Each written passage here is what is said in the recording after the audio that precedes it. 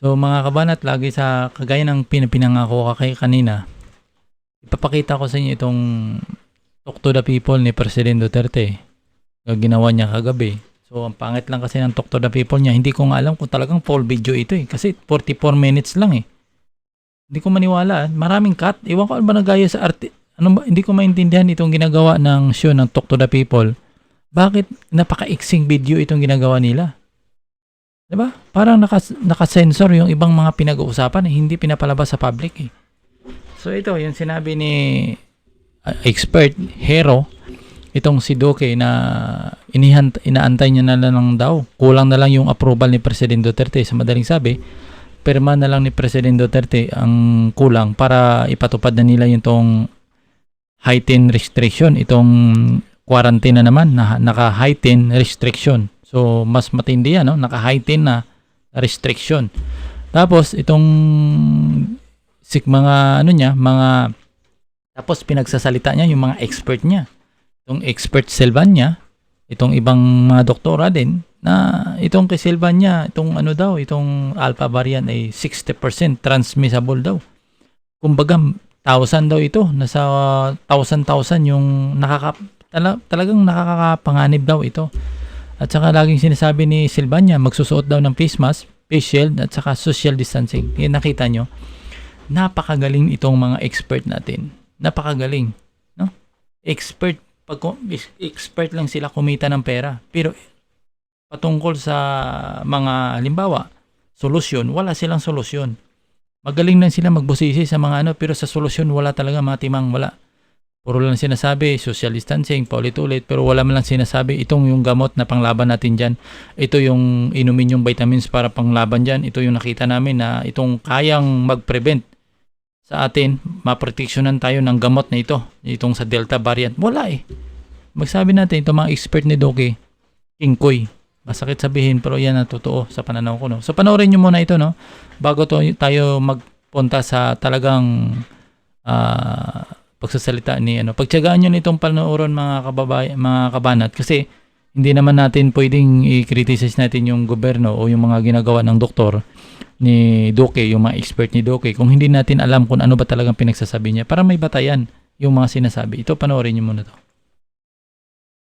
Classification sa quarantine be published or Itsura ni President Duterte, tingnan nyo. Sir, may bago po tayong quarantine classification for NCR and 4 other provinces, Ilocos Sur, Ilocos Norte, Davao del Sur, and Davao de Oro, to GCQ with heightened restrictions beginning July 23 to 31st. We will meet next week, Mr. President, for the August 1 to 15 community quarantine classification. We will ask for your approval, sir. Okay. Thank you. Yeah. Now, I'd like to ask Charlie this time. Secretary Galvez, the one thing that I have noticed sa tawag lang sa cellphone, those who can connect with me when I was in Davao, many local government units are desperately asking for additional bakuna.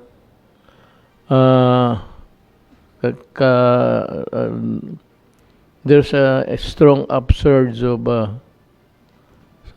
in places like Iloilo, Bacolod, Cagayan, Agusan. So, kindly tell us what we should be doing.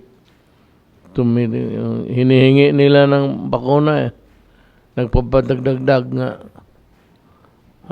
Bacolod, this one. The mayor there is asking for more. So, when can we accommodate them with the sufficient vaccines at this time? Sir, Who will talk here under expertise? Ikaw may alam. Yes, sir. I'll give the baton to you to Thank you, sir. Orchestrate tonight's discussion. Okay, sir. Maraming salamat po, Mr. President. We have the panel of experts, and we can begin with Dr. Edsel Salvania to make his presentation with the clinical features of the Delta variant. We can, if, with your permission, sir, we would like to acknowledge Dr. Salvania to make his presentation. You have the floor, Dr. Salvania. Thank you, Mr. Chair. Good evening, Mr. President. Good evening to the Cabinet and the members of the IATF. May I have the slides up, please? Okay, Mr. President, this is actually an update of what I presented to you before about itong nakakatakot po natin na Delta variant. We know more about it now, and what we are seeing is continuing to be scary. We call Delta the fastest and the fittest virus po na na-produce ng COVID-19. It is 60% more transmissible than Alpha, yung UK variant, which is already 60% more transmissible than the the original virus. It is 3 times more contagious than the original SARS-CoV-2 virus. It also seems to be deadlier, and this will be worse if the healthcare system is overwhelmed. Patients also seem to get sicker, and younger ages can also develop severe disease po, Mr. President. Next slide, please.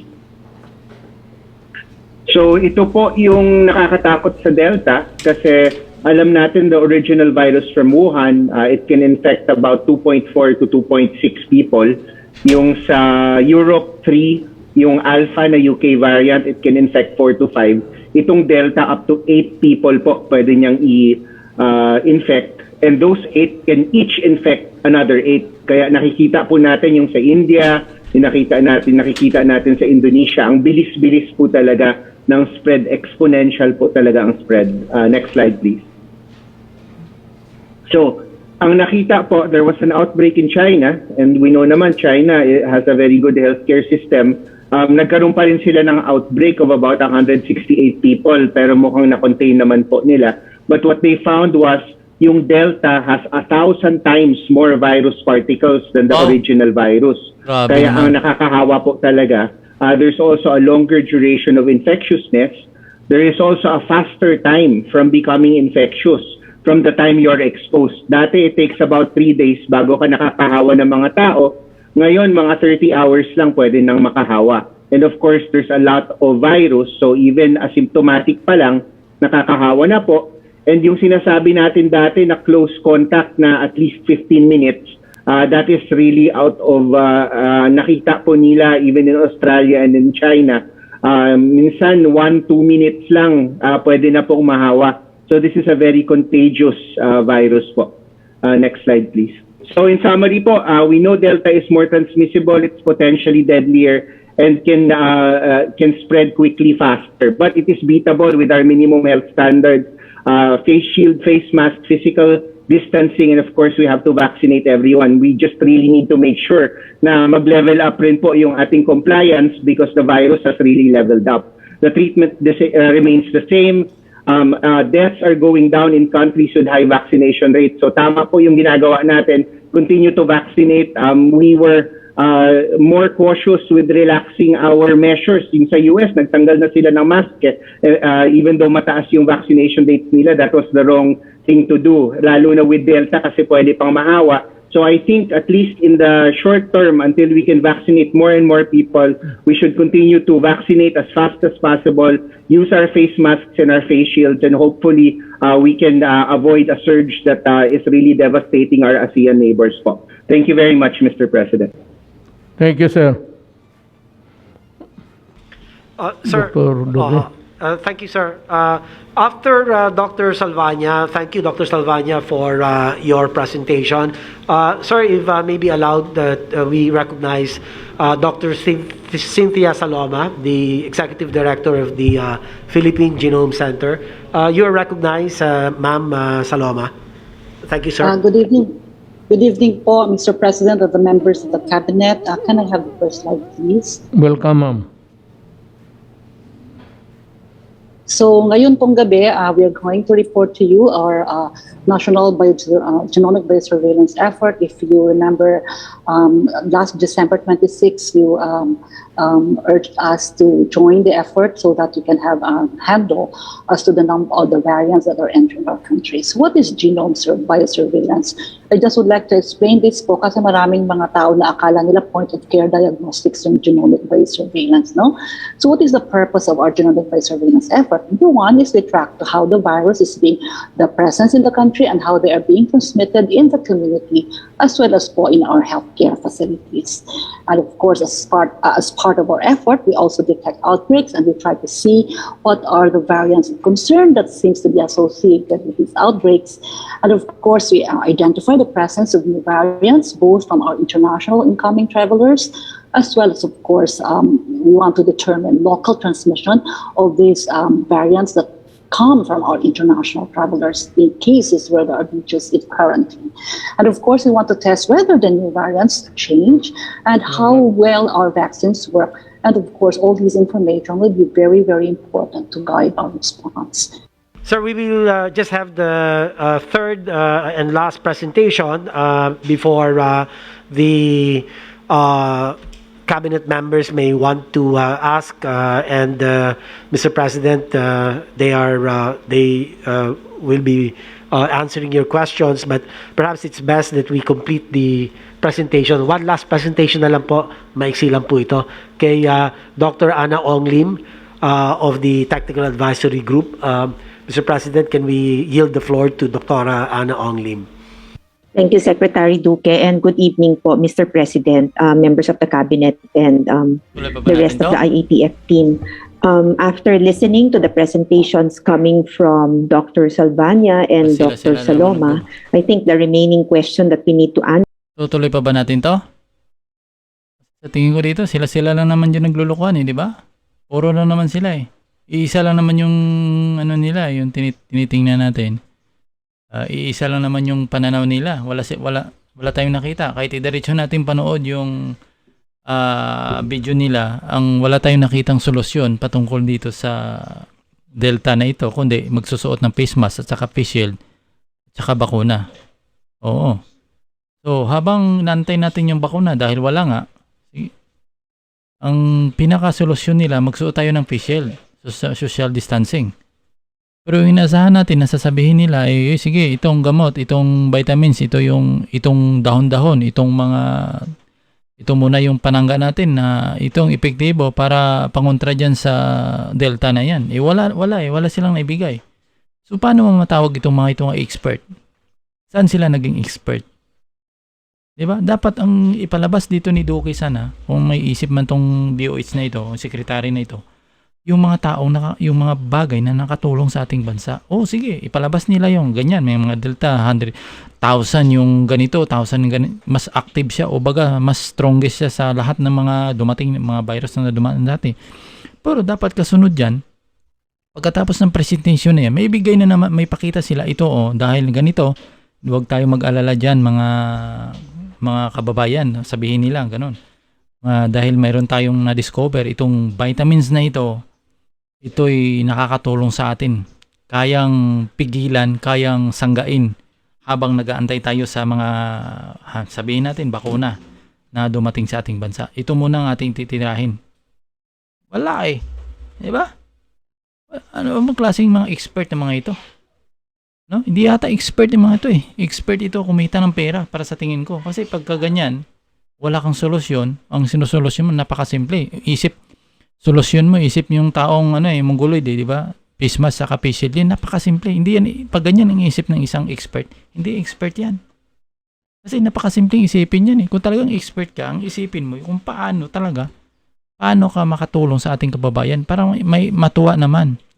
Itong kumbaga, talk to the people ni President Duterte, walang natutuwang taong bayan dito. Walang natutuwa, kundi useless. Iwan ko lang kung gaano pa rin karami yung mga naniwala kay President Duterte. Lalo na sa pamagitan ng ganito. Siguro naniwala kay President Duterte yung mga taong wala talagang social media. Hindi nagkakaroon ng Facebook. Kasi sikat si President Duterte pagdating sa mga matatanda din.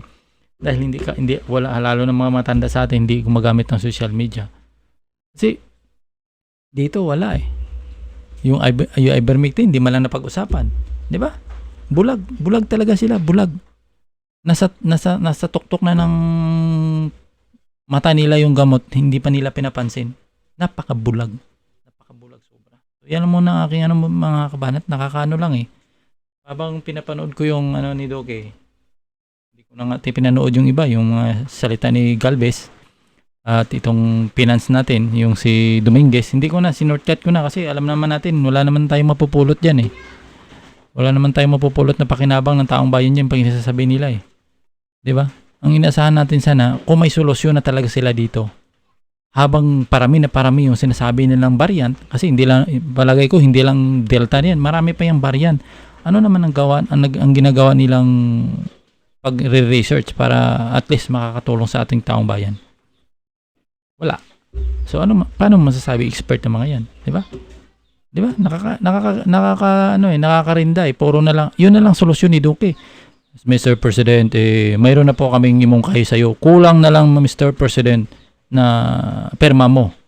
Kulang na lang approval mo, Mr. President. Ito na ang pinaka-the-best na solusyon namin.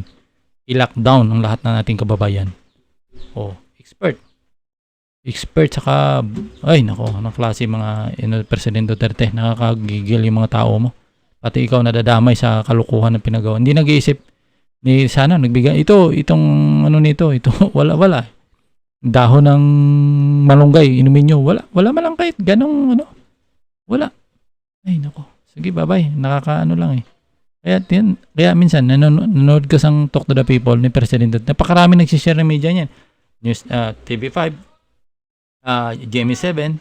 Pero pag tinignan mong views, kukonti.